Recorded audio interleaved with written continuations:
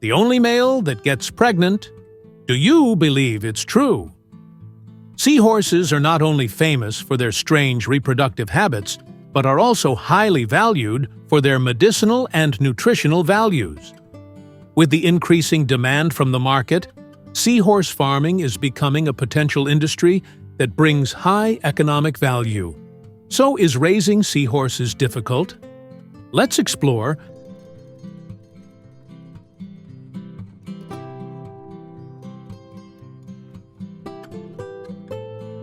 These farms replicate the delicate conditions of the ocean with remarkable precision. Tanks are divided into zones, breeding pairs in one, juveniles in another. Hard plastic structures mimic coral and seagrass, allowing seahorses to cling naturally, an instinct that soothes stress and promotes health. Water quality is monitored constantly. Temperature, oxygen levels, and salinity must remain within tight margins. Feeding is just as meticulous. Baby shrimp, tiny fish, and custom seahorse diets are chopped into bite-sized portions. At feeding time, the tanks come alive as dozens of seahorses dart forward, sucking up food with their long snouts in a mesmerizing ballet.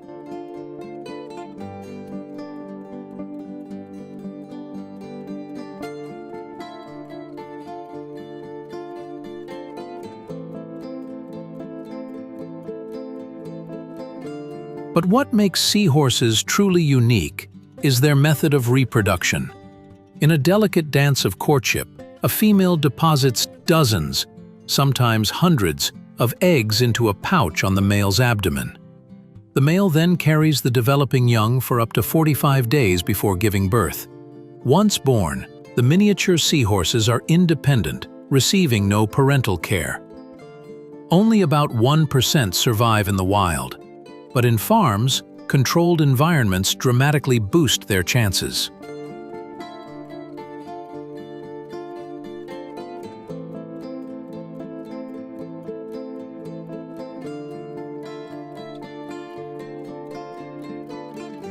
Depending on their intended use, whether for aquariums, traditional medicine, or culinary purposes, seahorses are harvested at different stages.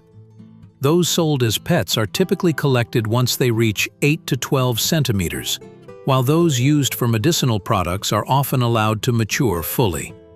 Harvesting is gentle. Breeders remove plastic frames that the seahorses cling to, minimizing harm.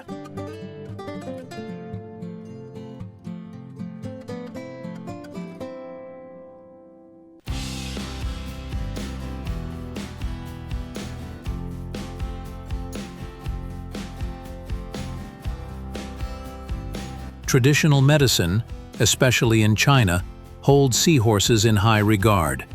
They're dried and used in soups or ground into powder, believed to boost kidney function, male vitality, and immunity. Prices can reach $1,500 per kilogram, making them a valuable commodity. To meet this demand responsibly, farms are integrating advanced genetic screening to select for disease resistance, strong immune systems, and fast growth, while preserving biodiversity.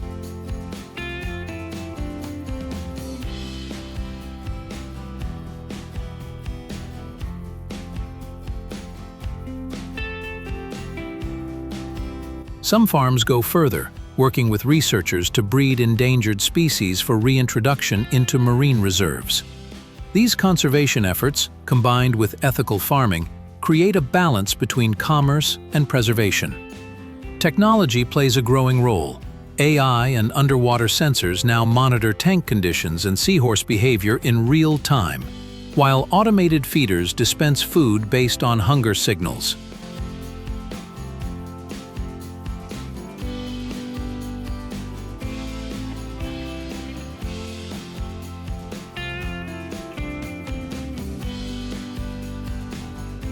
Still, challenges remain. Seahorses are sensitive to water quality and prone to illnesses such as bacterial infections or gas bubble disease. Quick responses, quarantine tanks, and preventive care are essential to avoid outbreaks. Yet the rewards are immense. especially in rural coastal communities. In southern China, for instance, former fishermen now run small seahorse farms, transforming a once exploited resource into a sustainable livelihood.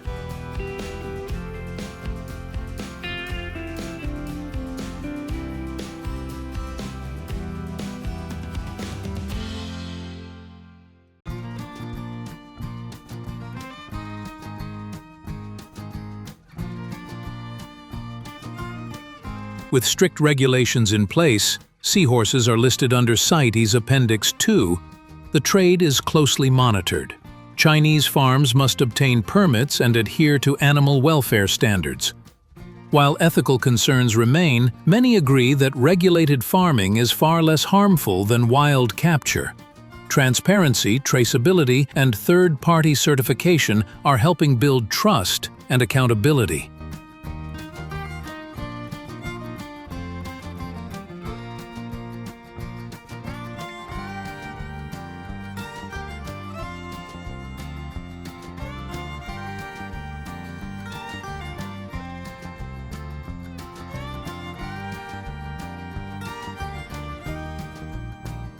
As demand continues to rise globally, particularly in East Asia and North America, the future of seahorse aquaculture depends on innovation and responsibility.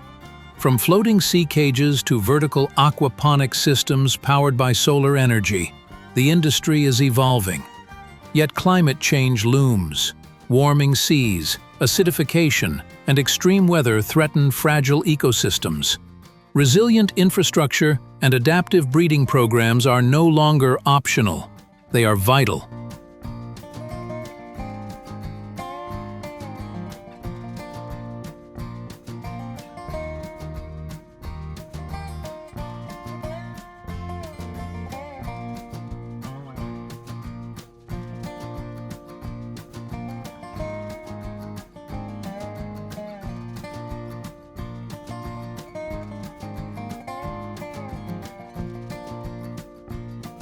More than just farming, seahorse aquaculture is becoming a model for sustainable marine stewardship.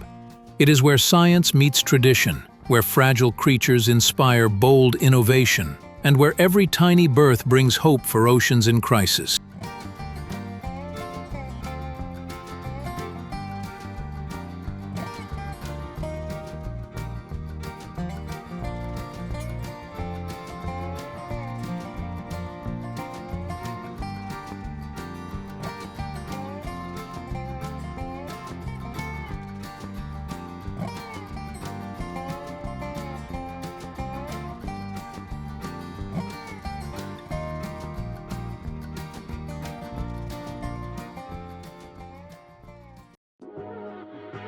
How can a slippery eel, a traditional dish like grilled eel, be mass-produced while still retaining the delicate flavor characteristic of Japanese cuisine? The answer lies in modern factories, where advanced technology combined with strict hygiene standards have turned the eel processing into an industrial art. From butchering, marinating, to perfectly cooked, everything is meticulously controlled, ensuring that each piece of eel is soft, fatty, and fragrant, according to traditional standards.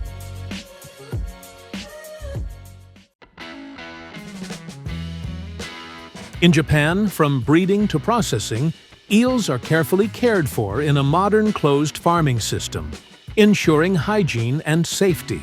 Parent eels are carefully selected, then isolated and injected with hormones to stimulate reproduction. When the eggs and sperm are of good quality, artificial insemination is performed outside the body. The eggs are incubated in clean water tanks, with temperature and oxygen controlled to ensure a high hatching rate and healthy development. Each time the parent eels are mated, they must undergo a rigorous selection and testing process for health, size, and fertility before being put into the breeding stage.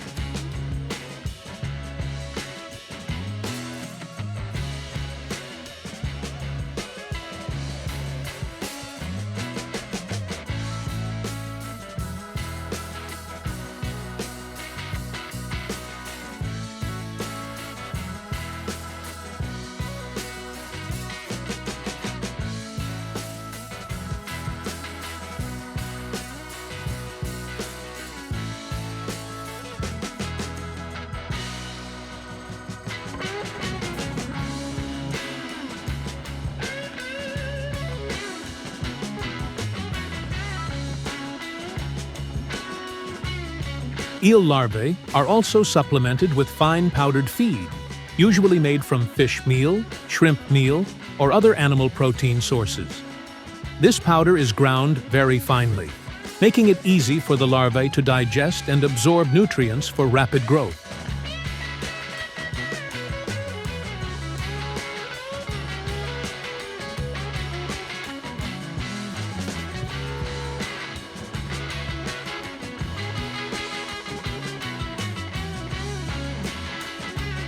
When the larvae develop into eel-shaped and are strong enough, they are transferred to larger tanks to facilitate development and growth, ensuring a suitable environment in terms of space and water quality.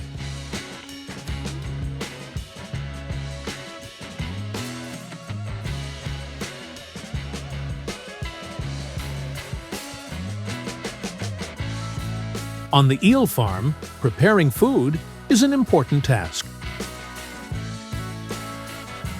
Farmers start their day by carefully mixing nutritious ingredients in a special formula. Fish meal, the main source of protein, is combined with soybean meal, which is rich in essential minerals. Next, they add vitamins and other nutrients to boost the eel's immunity. This mixture is then blended into a machine with water to create a thick, sticky paste.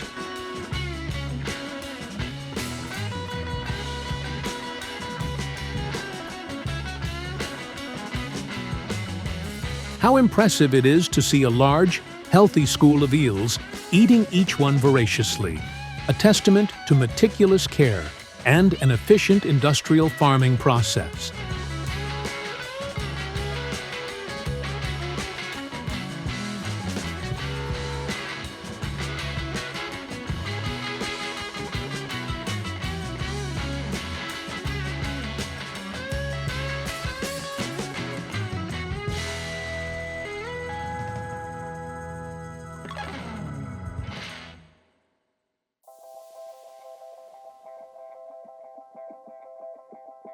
Strict procedures are followed when the eels reach the standard size and weight. Experts will check each eel for health, uniform size, and no signs of disease or injury. After being carefully selected, the eels will be classified by size and weight to ensure uniformity, making it easier to process later.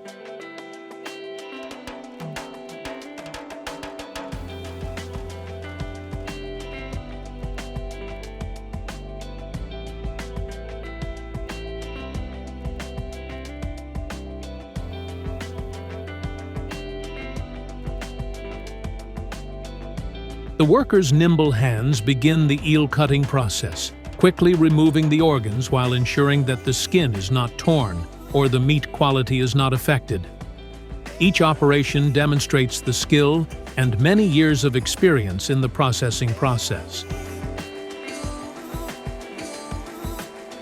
Instead of being grilled manually on a charcoal stove as in the traditional way, in modern factories, eels are grilled using a large-scale grilling system with an automatic line.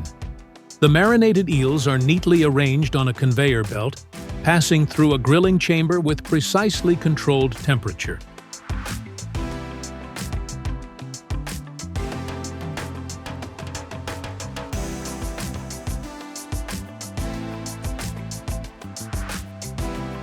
Thanks to this technology, thousands of grilled eel portions can be processed every day while still ensuring consistency in quality and flavor.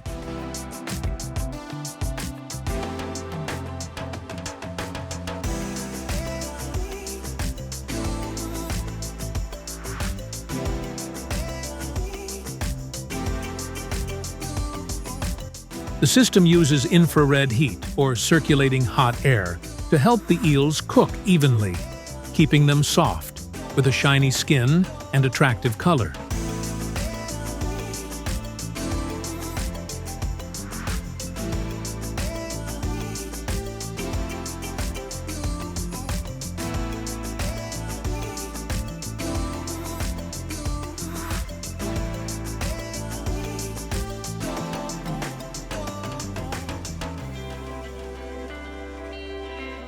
When the eels reach the right doneness, not too dry and not too raw, they are immediately sent to the marinade conveyor belt. Here, the eels will be evenly coated with a rich kabayaki sauce, a mixture of soy sauce, sugar, mirin, and traditional spices. The marinade process is quick but precise, ensuring that each eel is evenly marinated, creating a glossy, sweet, and salty glaze typical of Japanese grilled eel.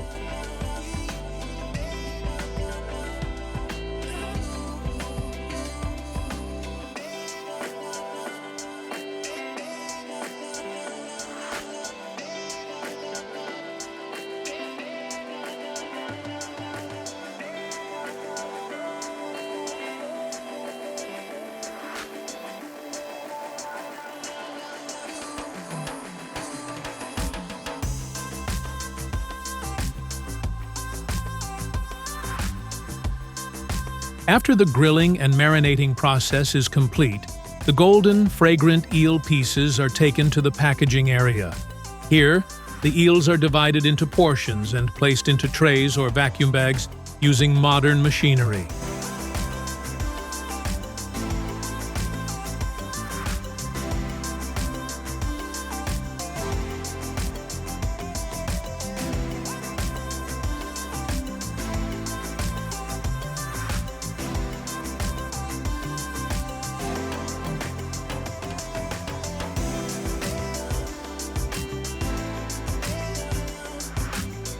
The entire process takes place in a sterile environment, ensuring food hygiene and safety, and preserving the fresh taste until it reaches consumers.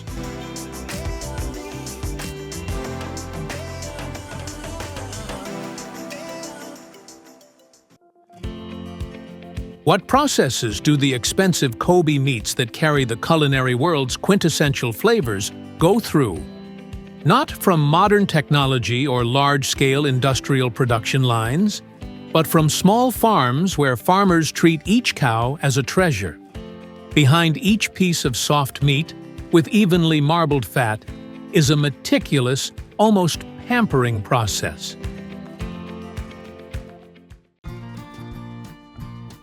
Raising Kobe beef is a combination of natural pastures and modern farms.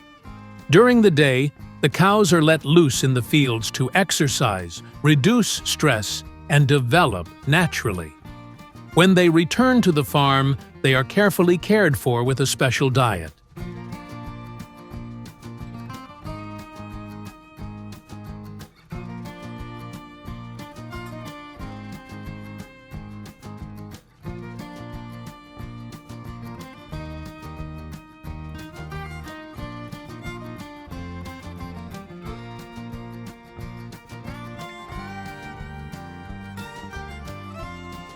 When the mother cow is about to give birth, the breeder is always present because the birthing process of Kobe cattle often requires intervention. Because the mother cow's body is compact compared to the size of the calf, natural birth is sometimes difficult.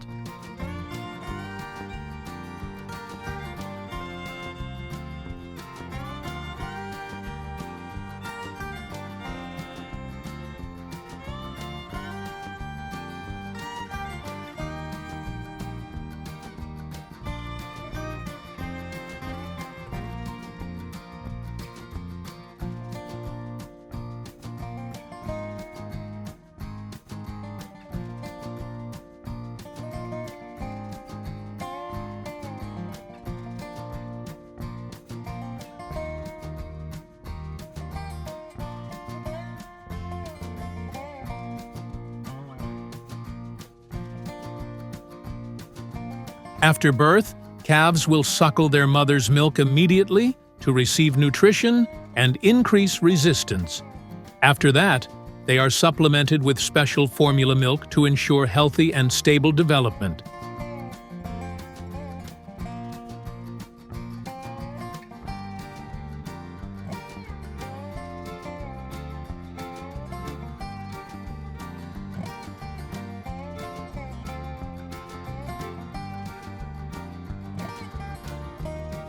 When the calves are old enough, they are separated from their mothers and raised on their own. At this time, They are provided with a special diet, including nutrient-rich feed to support optimal growth and development.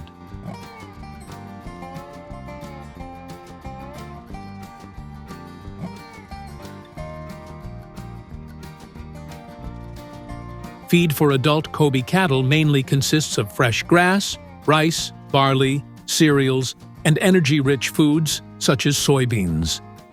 To ensure meat quality, cattle are also supplemented with special foods, including bran and refined foods, which help enhance muscle development and fat accumulation evenly in the meat fibers, creating characteristic fat marbling.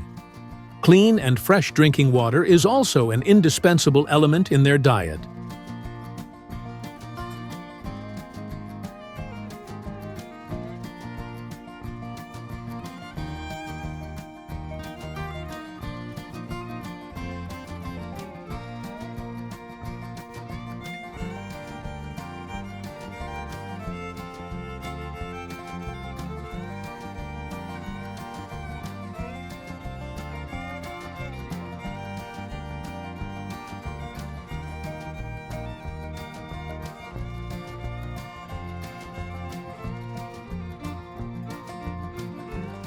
The amount of water needed for adult Kobe cattle typically ranges from 30 to 50 liters per day, depending on weather conditions, diet, and the cow's activity level.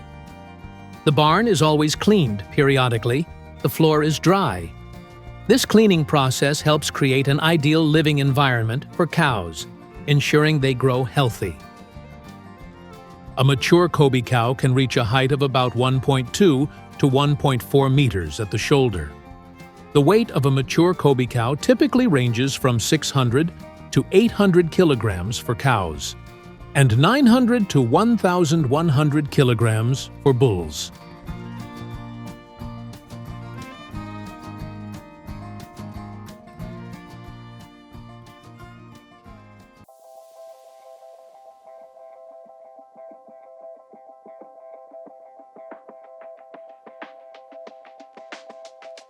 When cutting a large piece of meat from Kobe beef, the butcher must do it meticulously and precisely, like a true artisan. The meat is divided into small parts according to each muscle group, and each piece is cut along the grain to preserve the tenderness.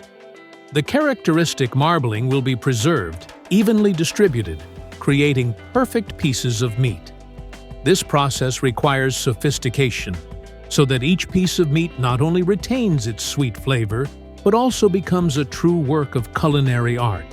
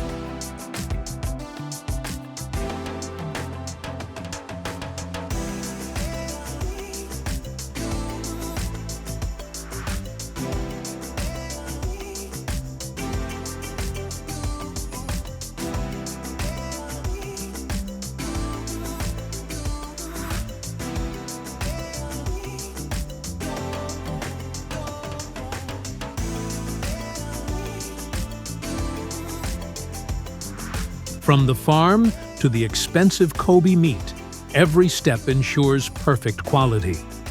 When processed into dishes, Kobe meat not only enhances the flavor, but also brings a classy culinary experience, blending the art of animal husbandry and culinary quintessence.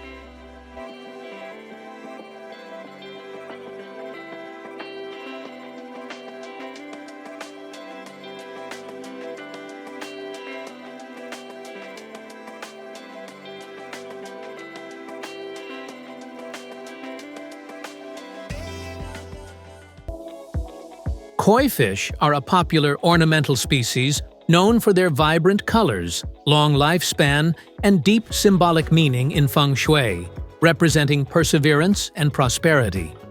Originating from common carp, koi were selectively bred and developed most extensively in Japan, which is considered the birthplace of modern koi.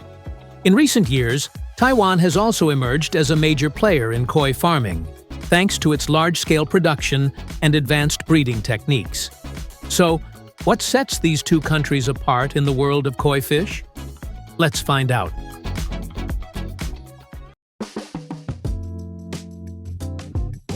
In Taiwan, koi fish are primarily raised in large rectangular ponds designed for industrial-scale farming.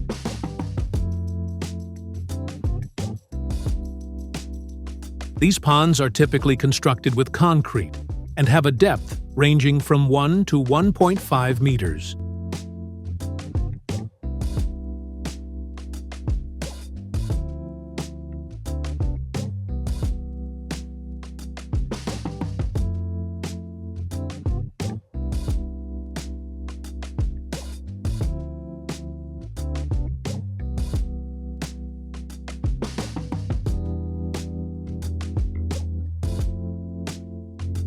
They are equipped with recirculating water filtration systems, aeration, and temperature control to maintain a stable and clean environment for the fish.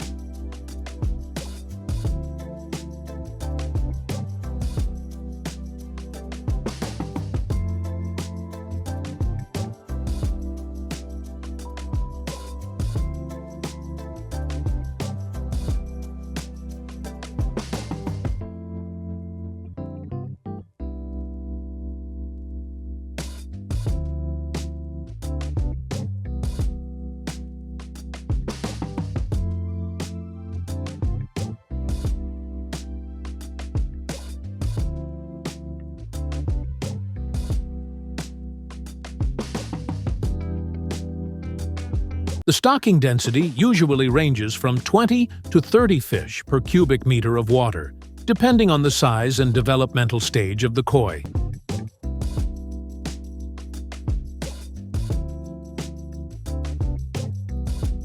Maintaining an appropriate density helps the fish grow evenly, reduces stress, prevents disease, and ensures the quality of their patterns and coloration.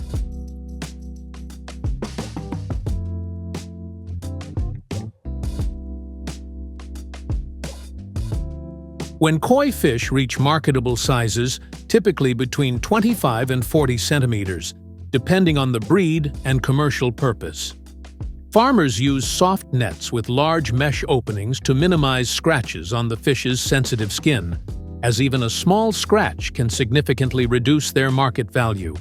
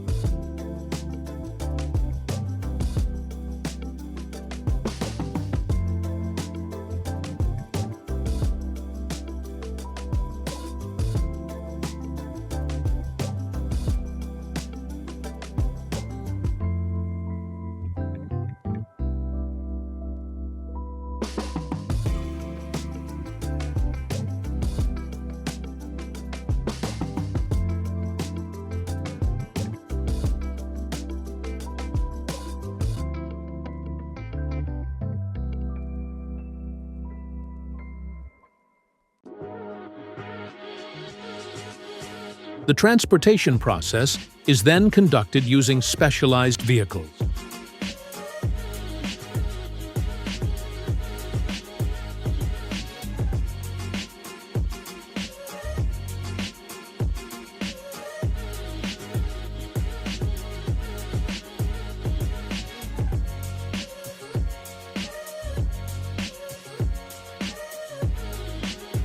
Upon arrival at the distribution center, the fish are carefully graded based on size, color, body shape, pattern symmetry, and color sharpness. These factors are key in determining the value of each koi. Although the tanks are still rectangular, there is a notable difference between raising koi fish in Taiwan and Japan.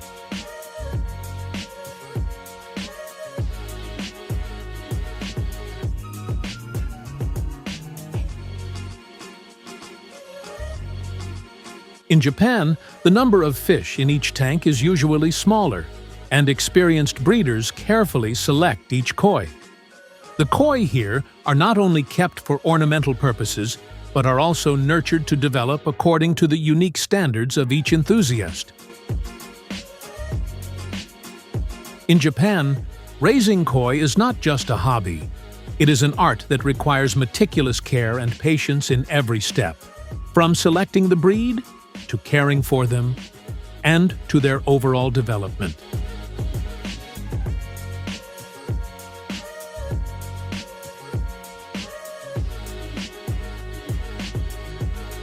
The number of fish in each tank is carefully balanced to create the optimal environment for each fish to reach its full potential in both beauty and health.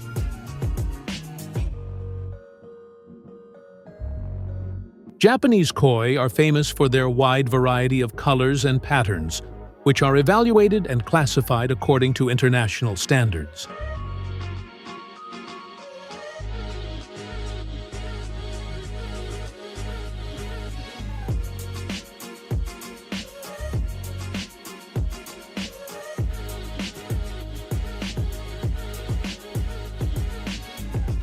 This is why Japanese koi are valued much higher than those from Taiwan.